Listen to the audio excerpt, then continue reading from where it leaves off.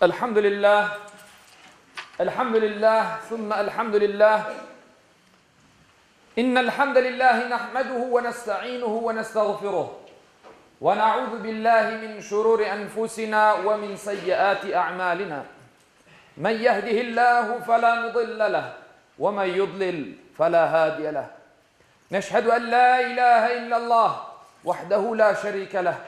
ونشهد أن سيدنا وسندنا ومولانا محمدا عبده وحبيبه ورسوله أما بعد فيا عباد الله اتقوا الله وأطيعوا إن الله مع الذين اتقوا والذين هم محسنون قال الله تعالى في كتابه الكريم بسم الله الرحمن الرحيم يا أيها الذين آمنوا ادخلوا في السلم كافة ولا تتبعوا خطوات الشيطان İnnehu lekum aduvvun mubin. Sadakallahul azim. Saygılı Müslümanlar, Allah Resulü Muhammed sallallahu aleyhi ve sellem Mekke'den Medine'ye doğru icret için yolga çıkkanı vakit Medineli Müslümanlar onu günlerce hasret ve heyecan ile bekledi. Nihayet sevgili Peygamberimizin şehirge yakınlaşkanını haberini yayılganda şehir halkı büyük bir kuvvançla yollarga çıkkanlar. Herkesinin kozu ve kulağı Peygamber Efendimiz'de onun mübarek ağzından çıkacak birinci sözlerindeydi. Allah Resulü o gün toplaşkan insanlarga böyle aytdı. Ey insanlar! Selamını aranızda yayınız. Birinizge yemek, aş ikram etiniz. İnsanlar yuklagan vakitte yani gece saatlerinde namaz kılınız ki selametle cennetke girersiniz. Selam Rabbimizin 99 adından güzel adlarından bir tanesidir. Allah Teala kullarını selametke eriştirgen, olarga sağlık ve afiyet bağışlagandır. Muhammed Mustafa sallallahu aleyhi ve sellem insanlarını tevhid inancına, yani tek olgan Allah inancına ve adaletke davet etken, Allah'a kulluk etmege, işanç ve huzurunu, rahatlıkını hakim kılmaga, kardeşler gibi yaşamaga çağırgan son peygamberdir. İslam adı üstünde barışıklığı getirgen bir dindir.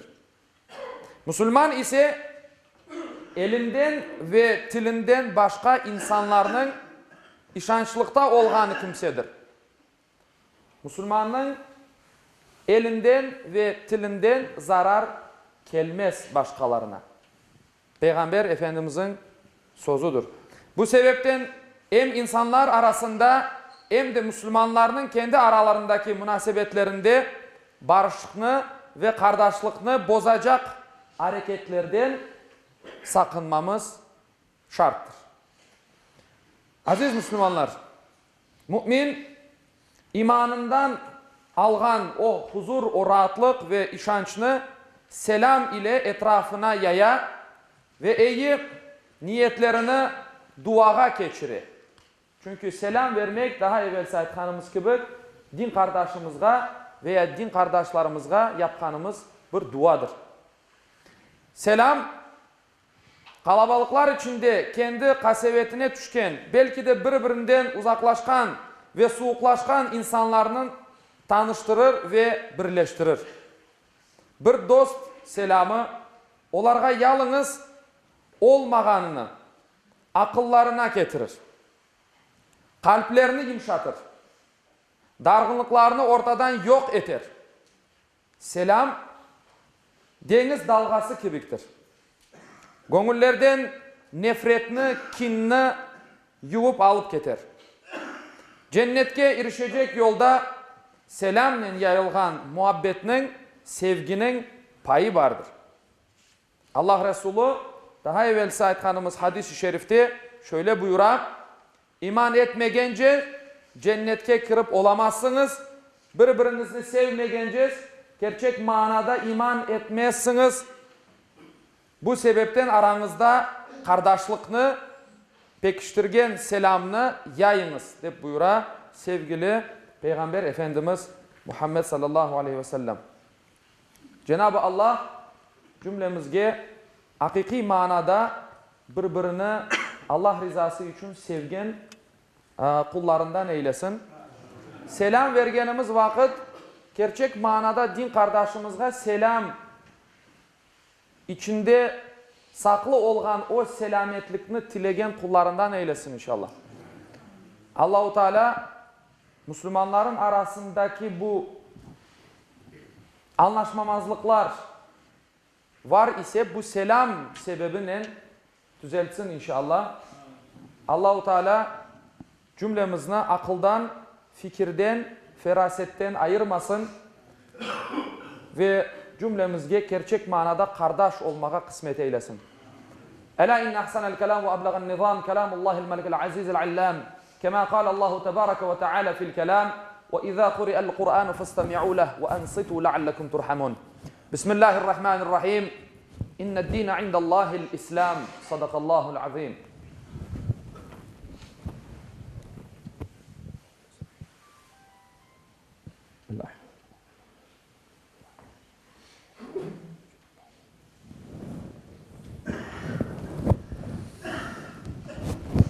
Elhamdülillahi hamdel kâmilîn ve salatu ve selamu ala Resulina Muhammedin ve ala âlihi ve sahbihi ecma'in.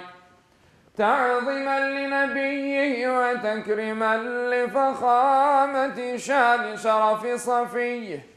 فقال عز وجل من قائل مخبرا وآمرا إن الله وملائكته يصلون على النبي يا أيها الذين آمنوا صلوا